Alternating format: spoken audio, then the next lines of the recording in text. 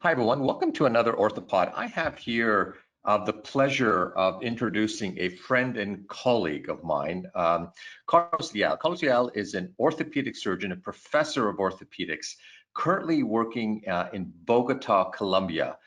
His accolades go far, far, far and far between. He's traveled the world, has worked in many of the most prestigious institutions, has a regenerative practice scientific program as well, a very large stem cell program, but more importantly, also is just someone who's clinically active in both sports and knee and many other aspects of orthopedic surgery. Beyond that, he also works in both a private and a public system, and I think has many, many insights as to what's happening. Carlos, thank you so much for taking a bit of time with us today. Well, thanks for having me. It's a pleasure, an honor to be within this very important group that you've been talking to all over the world. So it's great. It's great. Let's give a little talk here. Okay, so let's chat about, and I wish we were chatting on better terms in terms of what's happening in the world. Last time you and I met in Mexico, we were in Chihuahua specifically. None of this was happening. We had a very different vision of what our future was going to be like.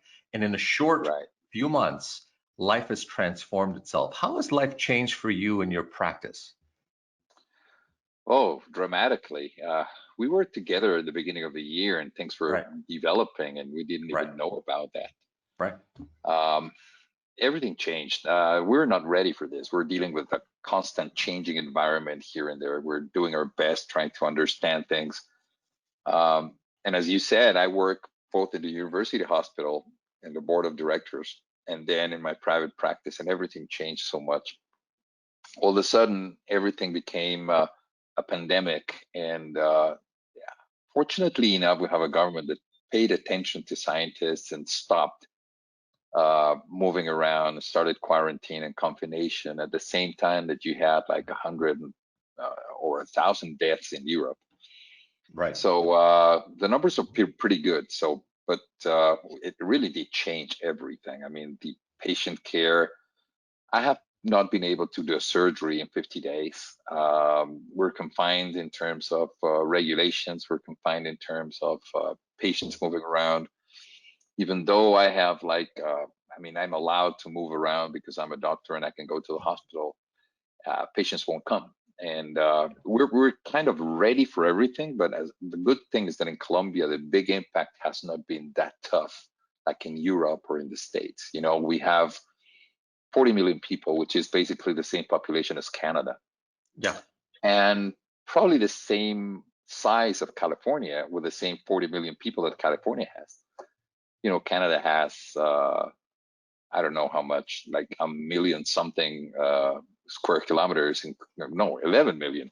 And we have 1 million and California has 500. And we only have 700 deaths and 21,000 infected people, which is 25% of what you have in Canada or they have in California. Right. So measures are pretty good in the moment. So what are those measures? So is it a full lockdown in Colombia? Like what's for the last 50 days? Oh, yeah. It's been happening. Like how stringent has the physical distancing policy been? Are people allowed out in the day, or what's been happening? It's very surprising because you say, I mean, you even you guys out there up north, you say Colombia, you imagine this is a very crazy tropical disordered place. I was surprised. Everybody paid attention. Everybody was like, the president and the government came out and said, this is serious. Everybody stay home now. Yeah. And everybody stayed home. I couldn't believe it. I mean, it was really something. And the confinement was pretty tough. And the first, at the beginning was like for 3 weeks. But as you know, then the movement of these viruses is about 15 to 14 days. So every 2 weeks, they would go for 2 more weeks and 2 more weeks and 2 more weeks. Yes. It's been 2 months now. Yes. I mean, everybody, I mean, I've been surprised how the economy has still worked for at least a month. It was okay. 2 months it's been tough. For the 3rd month, it will be very, very tough. Yeah. But the confinement was total. I mean, it was a big quarantine. Nobody could go out. I had to go to my hospital. There was not a car, not a guy, nobody in the streets. Right now, it should be open for many industries and some people, but still we're confined until the 30th of May, and I think it will be a bit longer for recovery. And has Colombia closed its borders? I know that one thing that we've heard from others. Oh yeah. We've been talking to, docs, as you know, from multiple parts of the world, and they say the big strategies has been to avoid imports coming in and bringing more infections into the country. So closing borders, being very strict on that. Has that happened as well? Yes, it has happened, and we have. At the beginning, the first people that were infected, they were coming from Europe, actually, into Colombia. Our first case was actually in one of our university hospitals. It came from Italy, was case number 1. And that was around the, I would say, 20th of March. After that, everything was closed. I mean, I was supposed to be in Argentina in a meeting, and I would probably be there still in Patagonia, which is not that bad. But yeah, I mean, when you have a pandemic, you want to be home with your family and just stay there and not be somewhere else.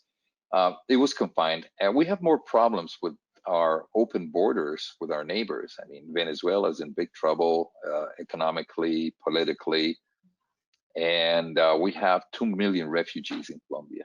And these people many of them are homeless. They don't have to, I mean, they cannot have any measures of social distancing. Right. They cannot have, they don't have housing. So we as Colombia, we have to invest in big places where they can be and investing in bringing them back into Venezuela, because it's a lot cheaper actually for us to hire buses and planes and everything and bring them back if they want, than to have more people infected. And the other problem is Leticia. This is a huge country, and we have borders down in the Amazon, and that's the hot place right now for coronavirus. The Amazon basin is absolutely dangerous right now. There's no control, and we have our place with more concerns right now is Leticia down by the Amazon River. Really? Okay. So, I mean, what has been in your mind the biggest impediment to your practice right now? Is it? I mean, I know the lockdown itself is there, but have there been other big shifts for you? Because I know you are working on both sides. You're working both in the private and public system. What's for you has been harder hit? You mentioned patients aren't coming in. Is that the big driver, or is it just everything right now? No, this is a thing that has affected everyone. I mean, the only change is the scale. My practice, I only have 8 employees. And I work with my wife, and she's an ophthalmologist, and we both work in regenerative medicine and in clinical medicine. And when you have your private practice and there's an order not to go out in the streets, there's no patients out there. It's really tough because you want to keep the jobs. You don't want to fire anyone. You want to, I mean, you understand it's not the first time that or I will be in trouble with the government in terms of not paying taxes for a month or not being able to pay a loan to a bank. But my secretary, my nurse, they live out of the paycheck, and I cannot stop that. So it's tough on that side. And then on the other side, the major problem for a 450 bed hospital that has been open now for only 2 years. It's a new hospital, and it's booming, going up all the time. And then all of a sudden, you find out yourself that you have to just wait for the pandemic to come. You have to wait and have everything ready for a lot of patients. You have to increase the number of your intensive care units. You have to keep everything there, but you're empty. There's no patients because they're not coming. You're just getting ready. So we are right now in our hospital with 25% of our occupancy, which means that you're making money only for 25% of the normal month. But everything is ready there. We have not had more than 2 or 3 patients in intensive care unit. We're bringing in some people in to help, like these people from Leticia that are coming to Bogota, and we're moving them into different hospitals because they don't have intensive care units in the Amazon. So the impact has been on both sides in different levels. When you think about one thing, it's all the other. The good thing about the big hospitals, they get money from the government, they get loans that are easy to manage, they get a lot of financial help. We don't. I mean, when you're out there by yourself, only until now the government is giving us like a financial help just for a payroll to pay our people, Yeah. so we don't get a big Yeah, void and a that's big gap in right. employment. But it's been tough on both sides, I guess. Do you see things returning to normal in the next year? I mean, like the people we've been chatting with say this is not going to change for 12 months. I mean, getting back to what even considered to be what normal used to be before COVID, getting back to some semblance of that is, months, if not years away. Years meaning at least 1 to 2 years. Yeah, What's your feeling on this? this year is over. It's Christmas. Yeah, It's over. yeah, I had an interview 35 days ago, yeah, and I was asked about this, and I said it's going yeah, to be 18 months. I would yeah, expect some treatment, moderate to good treatment in 2020, and a vaccine in the second semester of 2021. yeah, yeah, And that was because we have the largest meeting that you can imagine: football medicine, arthroscopy, regenerative medicine, shockwave therapy, everything in October. And this was 7 months before that meeting. And I said, I'm canceling that for wow, October 2021. People wow, said, you're crazy, you don't do that, you can yeah, postpone it, there's some things yeah, you can do. I said, it's going to be 18 months. And yeah, I still believe that. I mean, normal 2018 normal, it will be in 2022 probably, because things will change forever. We have to, yeah, as everything, I mean, this is like war, and yeah. good things, believe it or not, come after wars. You have really good things that changes everything, and we have to evolve, many things, many good things that we've learned from this. The one thing that I've also been struck by, we just because we've done lots of research in low middle income countries and in my own mindset, and I've spent many years back and forth in India, where a big part of the population is rural and very, very vulnerable to any sort of big shifts. I mean, the poor Yep. are already at big challenges when you have situations where you're stuck in a house, you can't make a living. Yep. It's even compounded. But from the Amazon psychology and what's happening there, the indigenous people of the Amazon, is there a risk of seeing mass, virus spread, killing many? I mean, that's a big risk, and then losing a big part of what makes that part of the world so, so vibrant and so important, because they're at risk, I would think. Many things we've learned. I mean, at the beginning, we didn't know how the virus would behave in the tropics. Right. Nobody could understand how I mean, the behavior of this infection in Africa was so low. And then maybe because people don't travel that much, but the world is so small now. But still, you have, like in Colombia, numbers that are favorable. Maybe we have more immunologic defenses. We don't know. What has happened with the indigenous people in Leticia and in the Amazon basin? Basically, the white people, the non-indigenous people, the rest of the population that is not Yeah. native, they have been struck. The indigenous are more, I mean, they're more disciplined. They understand, they're confined, and they close their communities. So I wouldn't expect to have a lot. I mean, like they'll be wiped out of Earth. Yeah. Right. But they do take care of themselves, and they're survivors, and they're very, very tough, and they understand. They're very, very disciplined within their communities. But I mean, still, you have a lot of problems there. But we're having more problems with the movement from. I mean, if you go to Leticia one day, it's the largest river in the world. And you stand up here and you see three countries at the same time. So you have Brazil, Peru, and Colombia, and the people are moving. There's no Yeah. frontiers and there's no Right. borders there. There's just the river. Yeah. That river, everything moves there. So there's no protection there. There's no discipline. There's a lot of smuggling. So it's not easy for these people. There will be trouble. So speaking of Brazil, a neighbor, you're looking and you're seeing what's happening in Brazil. Brazil is basically almost, it seems from other experts who are looking in on what's happening there, they've missed it. Now it's just out of control, and numbers are It is. escalating. And I've heard estimates as high as possibly going up to a million infected. We're getting into the US Oh yeah, numbers very oh yeah, quickly. What's been definitely. your view on what's happening from this side, saying, how do we learn from that, or what can we do differently to avoid that? Well, there are two aspects in there, Mo. One of them is medical, and the other one is sociological. And the medical aspect, I mean, every scientist that you put on these 128 hours a day of news about COVID, Yeah. everybody knows that confinement and and staying home and on all the quarantine measures may be tough, but those are the ones that really Yeah, work. that's right. And on the social side, then you have governments that decided that the economy was more important. And there are two aspects on that: the very rich, like the United States, and the very poor, like Brazil. And in Brazil, you have a lot of poverty that you don't have in the States.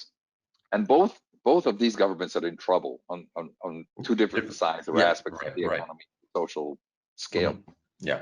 What happened in Brazil was he couldn't afford just to wait for the economy to be stopped because of a virus, and he didn't believe in anything. He didn't believe, or maybe he didn't want to believe in it. And then this is something very tough because they kind of look like it's. I mean, it's not important to have 100,000 people to die Hmm. if the economy keeps there.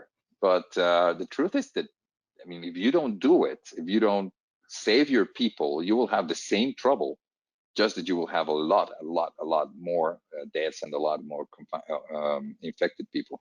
You see Sweden, for example. Sweden had the choice because of their education and their system. In Sweden, they said nothing is obligatory. This is the information and you should do it. And if you want to stay home, stay home. If you want to go out, this is what we recommend. Hmm. And nothing really big happened. But if you look, the neighbors like Norway and Finland, they're half Yeah. in infected and in death. So in Brazil, it just didn't work, and there's a lot of poverty, and people didn't pay a lot of attention to that. And believe me, I mean, especially in countries like us or like Africa or South Eastern Asia, you need leaders. You need leaders more than anyone, because people need to be directed, because there's really no discipline and no culture for big discipline. So that happened in Brazil, and unfortunately, it's becoming more and more, and it's still growing and affecting the rest of the neighbors around. When you look, Carlos, and I'll end with this question to you. I mean, I've had a chance Sure. to get to know you, and I know you're a very thoughtful individual. You reflect a lot. Um, you look back at history and you try to imagine the future. What has this period of time taught you? What have you been reflecting on during this period of time? I'm sure there's Okay. many things, but is there something that you'd want to share with those viewers who watch these podcasts? And I think in many ways Sure. glean something from hearing other individuals like you speak. Well, Mo, I mean, I feel sometimes this is an experience pretty close to what I had in intensive care units for 52 days, isolated. The second time in my life that I haven't been working for 2 or 3 months because of that. There was medical, and this is Mhm. like huge. Yeah. And then you learn a lot, both in the intensive care units, just not doing anything but letting people save you.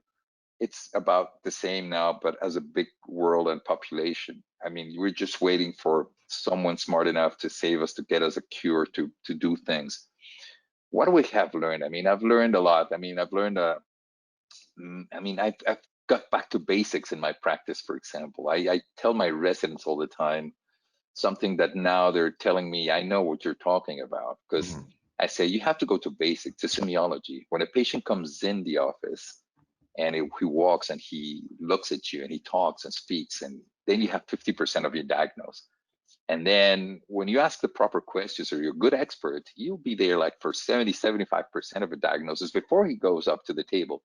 Mhm. And then if you do have some lab tests and images or MRIs or X-rays or whatever, then you're almost 90% sure of what he's. I mean, talking about my specialty in knee surgery. Yes. So I go back to that and I say, well, I'm only doing 10% with the patient right there, and I've been able to learn from that now, and being able to guide people and do some really telemedicine orientation based upon just watching them walk around, telling them do this, do that. Yeah. And I've challenged myself, and I can almost do one of these beautiful studies that you do, checking my accuracy, and it's pretty good. Right. I'm over 90%. I say, I think you have a lateral meniscus posterior horn tear. And then they come with the MRI and say, bingo, you had it. And I didn't see the patient. I cannot Wow. operate, I cannot touch him, but I still can direct things from here there. I think that in many ways, the big change has been this, what we're doing right now. It's a crisis that moved us apart and got us together at the same time. As a paradox. We've learned to see things in a different way and not wasting time and things that are not really useful, and try to understand really the feeling and the nature of the human being, and being able to look in the eye and touch and hug and do all those things that we're missing right now. We Yeah. miss dancing. We miss sitting down and having a nice meeting with friends in a meeting. 24 international meetings I had to cancel this year. Wow. And that's something in academics that really changed us a lot. And we're sick and tired of the webinars. There are 4 or 5 webinars a day, and you have to choose here and there, and really reject what you don't want. And everybody's doing everything. The industry changed. Industry is doing more things and then participating less with societies. And we have to reinvent the university. We have to close probably our university in many ways, because we're going to have 40-50% less students this next semester. Yeah. So it's a big impact. And there's so many things that I think that are going to come from this. The thing that I recall you saying that we're at a war, but sometimes very good things can come from a very terrible situation. And I Yes. think what you're doing is just really rethinking about going back to the things that we sometimes take for granted, which is you have innate ability to communicate, and when you communicate meaningfully with the patient, as you're describing, you can often tell their story without them knowing it, and you know their story, and you can often be quite predictive, which is really, really an important message, because I think we sometimes lose sight of Yes. some of the things and maybe this is forcing us to do that now, in a different Everything way. is upside down. Yeah, I it's live upside outside down. of, I live out Yeah, of yeah, town. I yeah, live 25 kilometers away, and people say, you're crazy, the traffic, the things. 2 months and a half after that, they say, Jesus, I've been in my apartment for 2 months, and I wish I was there where you are, yeah. and out Right, there, right.